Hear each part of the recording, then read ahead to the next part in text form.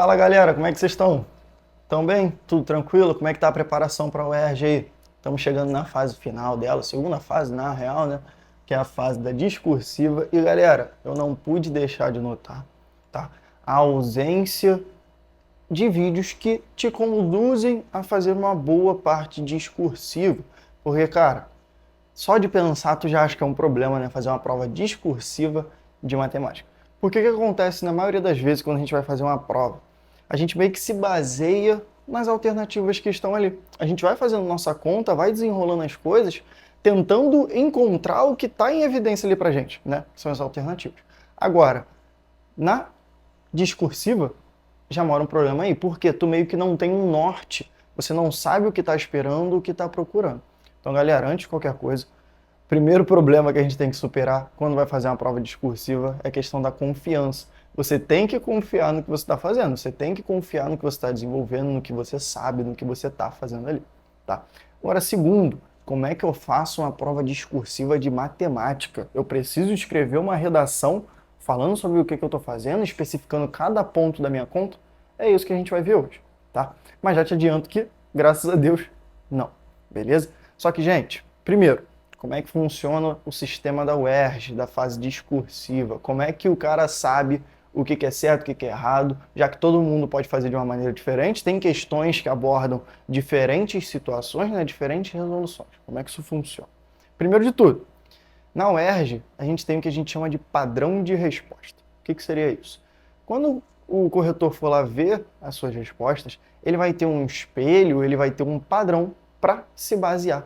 Ele precisa identificar tudo aquilo que está no padrão nas suas respostas, independente da maneira que você explicou para ele, da maneira que você deixou ali em evidência para ele, ele precisa encontrar alguns pontos que são fundamentais de ter na sua resposta, na sua conta, beleza? Então, gente, o ideal, o principal, o que precisa estar acontecendo ali é você manter uma comunicação através da sua resposta com quem vai estar corrigindo, tá?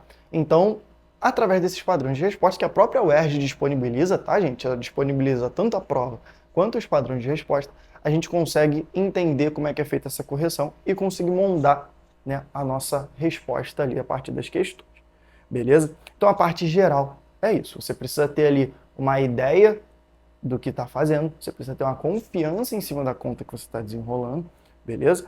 E a partir disso, você precisa ter uma comunicação, manter uma comunicação com o seu corretor. E eu vou te mostrar como é que você vai fazer isso aí para tu tirar o notão. Vamos usar uma questãozinha como exemplo, da própria UERJ, vai aparecer aí na tela. Questão caiu na UERJ, se eu não me engano, 2020. Fala assim: a sequência de 5 elementos, 16, pontinho, pontinho, pontinho, pontinho, 43 e y, é definida do seguinte modo: em 3 elementos consecutivos dessa sequência, o central é sempre a média aritmética dos outros 2. Determine o valor de y. Então, galera, volta para cá. Ele te deu aí uma sequência, né? A sequência 16, 2 espaços y e 43y, na real. 43 e y. E ele está te falando o seguinte: antes de qualquer coisa, tu sabe esses valores aqui? Não, né? Então vou chamar de outras letras, x e z, por exemplo. Ele está te falando o seguinte: de início, ele te informa que um termo central é sempre a média aritmética dos outros 2, né? Então, por exemplo, o x, ele está no meio do 16 e do z. Vocês enxergam isso? Então, eu posso falar que o x é o 16 mais o z dividido por 2. O x é a média aritmética do 16 com o z. Mas esse z, ele está entre o x e o 43. Ou seja, eu posso falar que o z, ele é o x mais 43 dividido por 2, certo? Entendeu a ideia? E o 43, por sua vez, está entre o z e o y. Então, o 43 é o z mais o y dividido por 2. Beleza? Então, gente, a partir disso aqui, eu quero descobrir o valor do y. Nós temos aqui, ainda não tão evidente para a gente, mas nós vamos nos deparar com um sisteminha, beleza? Vamos organizar essa galera. Esses dois que estão tudo dividindo, pode passar multiplicando. Então vai ficar 2x menos z é igual a 16, 2z menos x é igual a 43 e 86 é igual a z mais y. Beleza? Então, gente, a partir daqui, acabou a nossa questão, tá? A gente pode descobrir o valor do nosso y se eu souber o valor do z, né? Só que se tu reparar, aqui eu consegui formar um sistema usando tanto x quanto z. Então a gente pode descobrir o valor dos dois, inclusive, né? Vamos só organizar. 2x menos z é igual a 16. Aí, para ficar melhor de enxergar, vou escrever dessa forma. Menos x mais z é igual a 43. Como é que eu resolvo esse nosso sisteminha aqui? Se aqui embaixo fosse menos 2, eu poderia anular com 2x de cima, né? Então, para isso acontecer, eu pego e multiplico essa linha inteira por 2. Menos 2x mais 4z é igual a 86. Agora sim, eu posso pegar e somar com aquela primeira equação. 2x menos 2x, morreu. 4z menos z, 3z.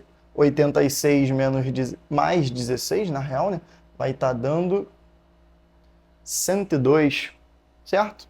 E por fim, o nosso z vai ser 102 dividido por 3, que se eu não estiver ficando maluco, vai estar dando 34, certo? Tá, mas por que eu quis descobrir o z?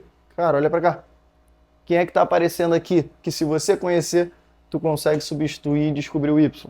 Justamente o z, né? Então eu posso falar que o z mais o y é igual a 86, só que o nosso z vale 34.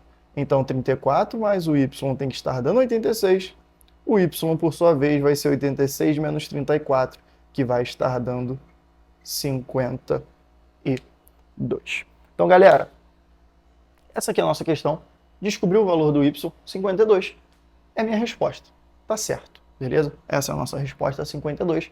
Foi o modo que a gente fez, a gente entendeu o que ele passou pra gente, o lance ali da propriedade, né, do termo central sempre ser a média aritmética dos outros dois, e a partir disso, a gente desenrolou o restante, né? Eu montei esse sisteminha, e a partir dele, eu encontrei o meu valor. Beleza, essa é a parte prática, é a conta. Você encontrou a resposta. Agora, como é que você se comunica com o seu corretor? Como é que você vai avisar para ele o que você está fazendo? Como é que ele vai olhar para a sua conta e entender o que está acontecendo? Galera, tem coisas, obviamente, que você não precisa falar, porque são coisas explícitas, né? Você não precisa falar que 2 mais 2 é igual a 4. Óbvio que não. Tem coisas que são tranquilas. Mas aqui, como é que a gente poderia desenrolar essa resposta? Eu poderia chegar e botar assim, por exemplo, eu posso escrever a partir da propriedade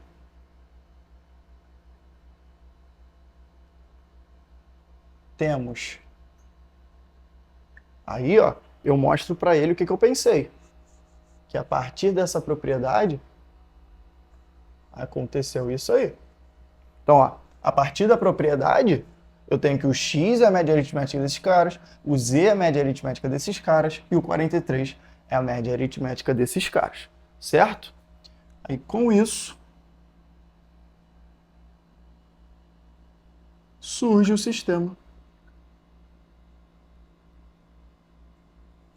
E aí, ó, você mostra para ele esse sisteminha aqui, ó. Então, o que está acontecendo? Vê se não vai fazer sentido para tu. A partir da propriedade, isso aqui não existe. A partir da propriedade, temos. Mostrei qual é a propriedade. Ele sabe qual é a propriedade. Está no enunciado, certo? Você só expôs o que você pensou a partir disso. Depois, através dessa propriedade, vai surgir o sistema, que é esse sistema formado aqui. Beleza? E com ele você descobriu o z, certo? E aí, por fim, sabendo que o z está valendo 34, o y vale. E aí você finaliza a sua conta com essa parte. Então, ó, cheguei para o corretor e falei, a partir da propriedade, eu pensei isso aqui, que os termos do meio é sempre a média aritmética. Ok. Já que eu tenho essas informações, eu consigo formar um sistema onde eu vou estar encontrando o z. E aí, sabendo que o z é 34, o y vai estar valendo 52. Então, galera, eu peguei uma parte prática, peguei uma conta e consegui transformar isso numa discursiva, beleza? E aí que entra o detalhe. Tá, lá na hora, como é que tu vai fazer? Gente, primeira coisa, faz a conta, tá? Primeiro faz a sua conta e depois organiza as suas ideias. Depois você organiza ali, diz o que você estava pensando e o que estava acontecendo, beleza? Então, galera, discursiva de matemática não é nenhum bicho de 7 cabeças, beleza? Não tem nada de diferente, ele só quer ver sua conta, só quer ver o que você está fazendo, tá? É diferente de ter as alternativas e tu só marcar, de você pegar e ir por aquele norte, você já fazer pesquisando, né? Procurando aquelas respostas, beleza? Você precisa confiar um pouco mais no que você está fazendo. E aí, a partir disso, a sua resposta discursiva vai estar montada. E aí, o lance do padrão de resposta que eu falei para vocês é o quê? O cara vai pegar a sua prova e vai olhar o padrão de resposta. E a partir do padrão de resposta, ele vai localizar se as coisas que estão aqui no seu desenvolvimento estão lá. Ele vai bater, ah, ele falou isso, isso e isso, tá no padrão de resposta. Ah, ele falou isso, isso e isso, tá no padrão de resposta. Então, a resposta vai se configurar como certo. Beleza, gente? Então, parte da UERJ da discursiva já foi. Agora, uma outra curiosidade sobre essa questão aqui. Gente, deixa eu só dar uma apagadinha aqui. Quando ele chega para você e fala que o termo central é sempre a média aritmética dos outros dois, ou seja, dos equidistantes dos extremos, galera, isso aqui é propriedade de PA. Ou seja, essa sequência que ele deu pra gente é uma progressão aritmética. Então, gera uma outra resolução. Se isso é uma progressão aritmética, vou reescrever aqui. Se eu tô te falando que isso aqui é uma progressão aritmética, esse cara é o A1, esse cara é o A2, A3, A4 e A5. E eu quero descobrir o A5. Porém, eu tenho o A4 e tenho o A1. E eu sei que o A4, através do termo geral, é o A1 mais 3 vezes a razão. O A4 é 43, o A1 é 16, mais 3 vezes a razão. 43 menos 16, 27, igual a 3 vezes a razão. Por fim, nossa razão vale 9. Eu sei o A4, quero descobrir o A5, que é logo depois, ou seja, é mais uma razão depois. O nosso A5 nada mais é do que o A4, 43, mais a razão, que é 9. Então, o nosso A5, que no caso é o próprio Y, estaria valendo 52. Beleza? Então, uma resolução diferente, tá? Que você também poderia estar usando aí na sua prova. Beleza, galera? Deu para acompanhar o que estava acontecendo aqui? Foi difícil encontrar alguns vídeos que explicasse legal esse lance da discursiva de matemática em específico. Tem muitos falando sobre outras, alguns vídeos é só resolução. Só que para esclarecer as ideias, explicar esse lance do padrão da resposta, como é que vai estar acontecendo ali, foi muito difícil de encontrar, então resolvi trazer aqui para vocês, principalmente que a prova está se aproximando agora, beleza? Então, galera, muito obrigado aí pela atenção, viu? Muito obrigado pela confiança.